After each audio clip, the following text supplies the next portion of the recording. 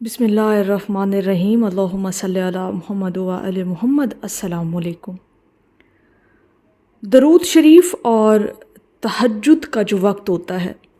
خاص طور پر وہ لوگ جو تہجد کے وقت اٹھتے ہیں اور پھر درود پاک کے نذرانے پیش کرتے ہیں، مجھ سے کسی نے کومنٹ میں آئی تھنک یہ بات کہی کہ جی جو لوگ تہجد میں درود پاک پڑھتے ہیں اس پر بیان کریں۔ آپ یقین کریں اس وقت سے لے کے اب تک میں اسی سوچ میں ہوں کہ جو شخص تہجد کے وقت درود پاک پڑھتا ہو اس کا مقام کیا ہوگا۔ مطلب انسانی عقل میں نہیں سمجھتی کہ اس انسان کا مقام ہم بیان کر سکتے ہیں۔ اب اس کے بیک گراؤنڈ میں کچھ چیزیں ہیں، وہ یہ کہ تہجد کا وقت وہ وقت ہے نا جی جب اللہ رب العزت فرماتا ہے کہ ہے کوئی مانگنے والا جو مجھ سے مانگے اور میں اسے عطا کروں۔ اب جو بندہ تہجد کے وقت اٹھ رہا ہے، وضو کر رہا ہے، اللہ رب العزت کی بارگاہ میں حاضر ہو جاتا ہے، اب رب نے کہا کہ ہے کوئی مانگنے والا، اب وہ شخص جو تہجد میں کھڑا اللہ رب العزت کی بارگاہ میں ادا کر رہا ہے نوافل، اور ان نوافل کے ادا کرنے کے بعد پھر وہ کیا مانگ رہا ہے۔ دیکھیں بیسیکلی درود پاک جو ہے نا وہ بذات خود ایک دعا ہے۔ اب وہ شخص اللہ رب العزت سے اس کے محبوب کے لیے برکتوں اور سلامتی کی دعا مانگ رہا ہے۔ اللہ نے تو کہا نا کہ میرا بندہ مجھ سے مانگے اور میں اسے عطا کروں، لیکن بندہ جو ہے وہ اس کے محبوب کے لیے سلامتی اور برکتوں کی دعا کر رہا ہے، درود پاک پڑھ رہا ہے نا۔ اب یہاں پر آ کر انسانی عقل جو ہے وہ سوچ میں پڑ جاتی ہے کہ اللہ رب العزت اپنے بندے سے مخاطب ہے کہ مانگو میں تمہیں عطا کرتا ہوں۔ بندہ مانگ رہا ہے اس کے محبوب کے لیے حق میں دعائیں اور سلامتی کی اور برکتوں کی۔ اب جب رب اپنے محبوب کے حق میں مانگی ہوئی دعا کا بدلہ دے گا اس بندے کو یا اس بندی کو جو درود پاک تہجد کے وقت پڑھ رہا ہے یا پڑھ رہی ہے، ذرا سوچیں تو صحیح، بدلہ کیا ملے گا آپ کو،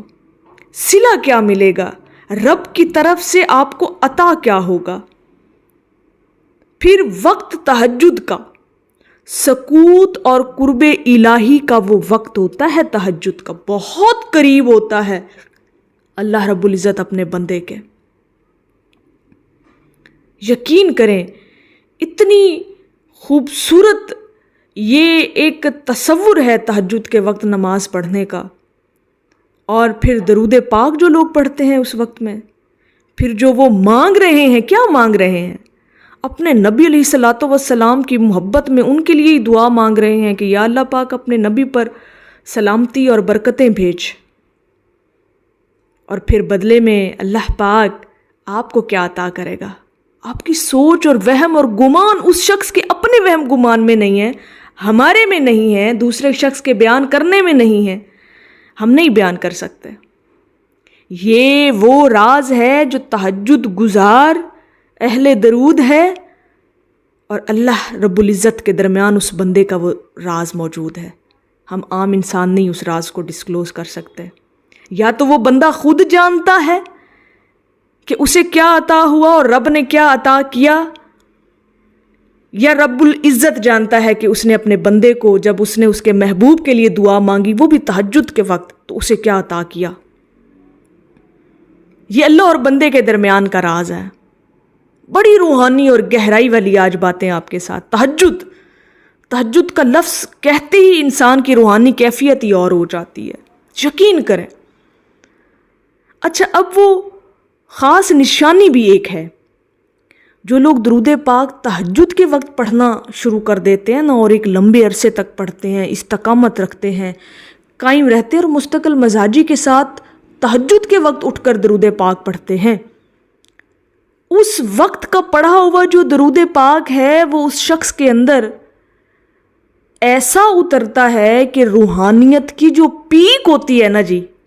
وہ شخص اس پیک پر پہنچ جاتا ہے، اگر تو وہ استقامت کے ساتھ پڑھتا ہے، مستقل مزاجی کے ساتھ۔ اب جب وہ روحانیت کی پیک پر پہنچتا ہے نا جی، تو پھر ایک خاص نشانی اہل درود جو تہجد کے وقت درود پاک پڑھتا ہے اس کے اندر وہ ظاہر ہوتی ہے، خاص نشانی۔ اب وہ خاص نشانی اسے پتہ ہے کس طرح سے اسے عطا ہوتی ہے، وہ ایسے کہ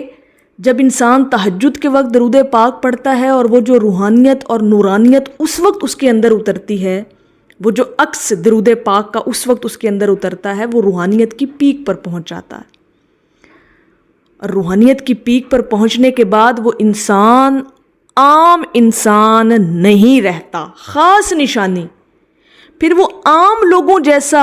رویہ اس کا نہیں رہتا، اس کے اٹھنے بیٹھنے میں، کلام کرنے میں، گفتگو کرنے میں، لوگوں کے ساتھ اس کا برتاؤ، اس کا اٹھنا بیٹھنا، چلنا پھرنا، کھانا پینا عام لوگوں کی طرح پھر نہیں رہتا۔ جناب وہ تو روحانیت کی پتہ نہیں کس جہان میں پہنچے ہوئے ہوتے ہیں، وہ تو ہر بات کو محسوس کر رہے ہوتے ہیں اور ہر بات کے اندر ان کی ایک پازیٹیوٹی نکلتی ہے۔ اور یہ خاص نشانی ہے تہجد کے وقت پڑھنے والے لوگوں کی، کہ پھر وہ عام انسانوں جیسے نہیں رہتے، ان کا برتاؤ ویسا نہیں رہتا جیسے ایک عام بندے کا ہوتا ہے۔ بڑا عجیب سا اس کی جو طبیعت کے اندر ایک لطافت، ایک نزاکت اور سب سے بڑھ کر جو ایک نفاست اترتی ہے وہ عام لوگوں میں نہیں ہوتی۔ یہ تہجد کے وقت پڑھا ہوا جو درود پاک ہوتا ہے نا، اس کی نورانیت کا عکس ہوتا ہے اس شخص کے اندر، اور یہ خاص نشانی اس کی ہے درود پاک پڑھنے والے کی جو درود پاک تہجد کے وقت پڑھتا ہے، کہ اس کا جو معیار ہے وہ عام لوگوں جیسا نہیں رہتا، اس کی پرسنالٹی ایک عام شخص کی طرح نہیں رہتی، چاہے وہ مرد ہے چاہے وہ عورت ہے۔ بڑا ہی سکوت، ایسا سکوت جو اس وقت ہوتا ہے پورے جہان میں، یعنی تہجد کے وقت کا جو سکون ہوتا ہے نا، ایسا سکون اس شخص کے اندر اتر جاتا ہے۔ اتنا سناٹا، اتنی خاموشی، اتنی روحانیت، مطلب کہ اس کا اندر کا سارا سسٹم ہی بدل دیا جاتا ہے، یعنی باطنی سسٹم، روحانی سسٹم۔ اور جب یہ اندر کے سسٹم بدلتے ہیں تو جو اس بدلاؤ کا عکس آپ کی ظاہری شخصیت پر آتا ہے، پھر وہ خاص نشانی آپ کی بن جاتا ہے،